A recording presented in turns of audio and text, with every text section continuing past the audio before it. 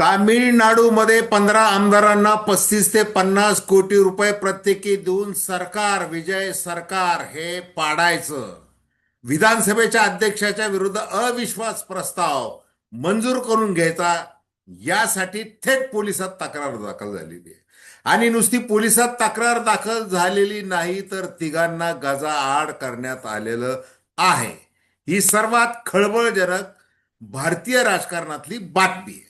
आणि मग याच्यामध्ये भारतीय जनता पार्टी आहे का असण्याची दाट शक्यता आहे, याची देखील चर्चा तामिळनाडूच्या वर्तुळामध्ये होत आहे.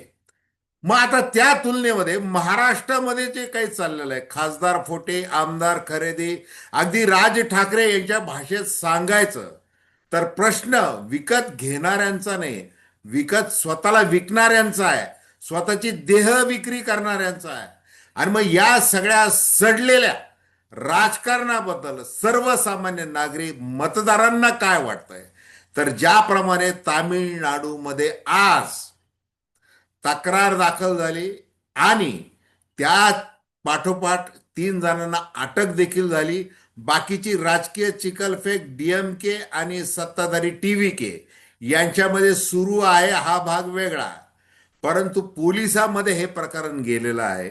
आणि मग महाराष्ट्रामध्ये का होऊ शकत नाही त्याबद्दल आपण थेट विश्लेषण करतोय.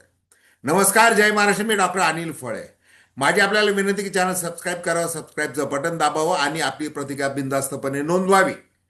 हे बघा, आजच विधान परिषदेचे उपसभापती सचिन आहेर यांची बिनविरोध निवड झाली. त्यामुळे मुख्यमंत्री देवेंद्र फडणवीस यांनी अहिर या शब्दाचा अर्थ उलगडून सांगितलं. काय तो अर्थ? गोपालक, त्याच्यानंतर निर्भीड वगैरे वगैरे सांगितलं. आणि अर्थातच एकनाथ शिंदे यांनी तर एक शेर म्हटलं. काय म्हटला तो? तूफान में जो शांत रहे उसे समुंदर कहते हैं, जो सबके दिल पर राज करते हैं उसे सिकंदर कहते हैं. म्हणजे झोपेत असताना डोक्यामध्ये दगड टाकला असं संजय राऊतांनी केलेलं वर्णन सचिन आहेरांचं. आणि दुसरीकडे हे वर्णन त्याच्या आधी महाराष्ट्रामध्ये हे जे 6 खासदार फुटले आणि लोकांच्या मनामध्ये कशा प्रकारचा संताप व्यक्त होत आहे हे आपण बघतोय.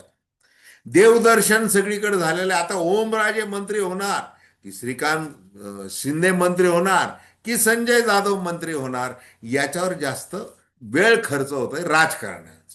मग राज ठाकरे यांनी आज प्रसार माध्यमांशी बोलताना जे काही मुद्दे समोर आणले ते अत्यंत महत्वाचे. आता ठाकरे ब्रँडलाच जिथं आव्हान दिलं जात आहे, अशा वेळेला उद्धव ठाकरे, आदित्य ठाकरे आणि राज ठाकरे यांच्या ठाकरी भाषेतील प्रहार महाराष्ट्र सध्या ऐकत आहे. मग राज ठाकरे म्हणाले की ज्याप्रमाणे तुमच्यावर हे उलटणार आहे, नरेंद्र मोदी नावाचा जो काही पत्ता आहे तो पत्ता काढला तर भारतीय जनता पार्टी हा जो काही पत्त्यांचा डोलारा आहे तो सहजगत्या कोसळणार आहे. कुणीही सत्तेमध्ये येणार थांबण्यासाठी अमरपट्टा घेऊन आलेलं नाहीये. आणि मग जसं सुरुवातीला सांगितलं की स्वतःला विकायचंय, मग आता जून 2022 मध्ये काय 50 खोके एकदम ओके. मग आता काय 50 खोके पण, मंत्रीपद पण, स्थानिक विकास निधी पण, काय पाहिजे ते घ्या पण आमच्याकडे या. मग तुम्ही धनुष्यबाणाच्या चिन्हावर निवडून आलेला असाल किंवा नसाल, मशालीच्या आलेला असाल, आम्हाला त्याच्याशी काही घेणं देणं नाही, कारण आम्हाला राजकारण करायचं आहे.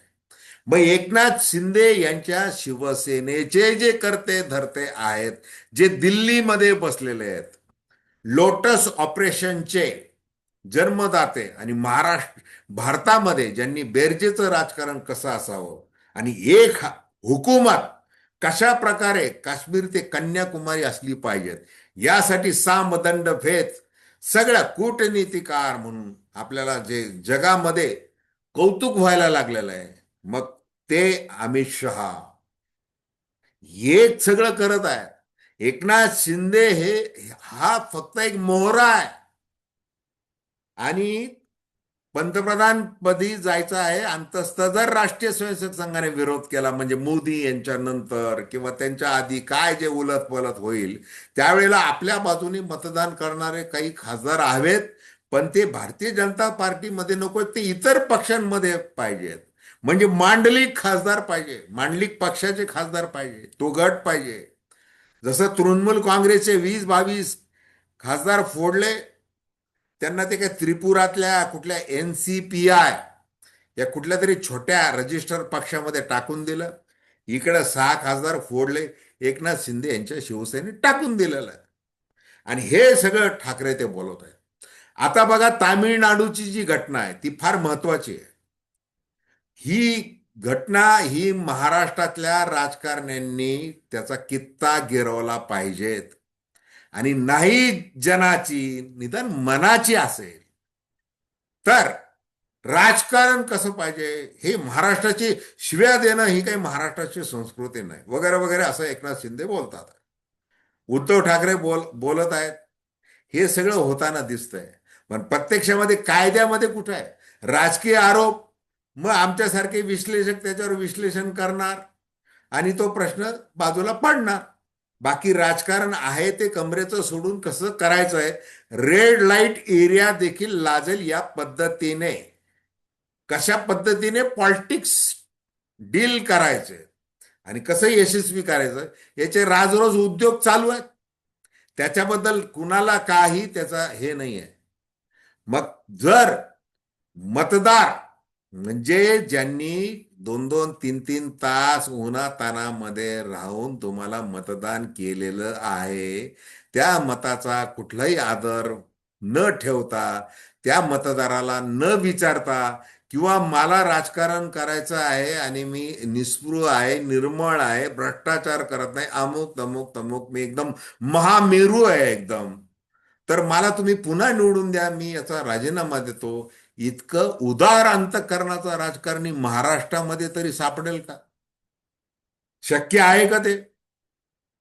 मग जर ते शक्य नाही, पण निदान आता जसं विजय जे असं कसं आहे की सुपरस्टार आहे दक्षिणेतला, 5 आमदार कमी पडत होते, मग राहुल गांधी उपयोगाला आले. त्यांनी DMK स्टॅलिन यांना सांगितलं की जरा आता जरी आपली युती आघाडी होती, आपण जरी बरोबर निवडणुका लढलेलो असलो तरी कसं आहे, विजय यांना आम्ही साथ देतोय, असं करून त्यांनी राहुल गांधींनी काय केलं, DMKलाही फाटा मारून दिला. मग स्टालिन चिडले. म्हणजे त्यांचे जे काही आमदार आहेत सध्या, ते आमदार प्लस AIADMKचे म्हणजे पलानीस्वामी, हे जे आमदार आहेत, या दोघांनी एकत्र येऊन काही जर खेळ केला तर विजय यांचं सरकार पडू शकतं, अल्पमतात येऊ शकतं. मग सरकार अल्पमतात जर आणायचं आहे, मग आधी काय करायचं आहे की ते हे जे आहेत विधानसभेचे अध्यक्ष, त्यांच्या विरुद्ध अविश्वास प्रस्ताव आणायचा आणि तो एकदा संमत झाला की सरकार डळमळीत होऊन जात आहे. याच्यामध्ये त्यांचं नाव आहे JCD प्रभाकर, विधानसभेचे अध्यक्ष.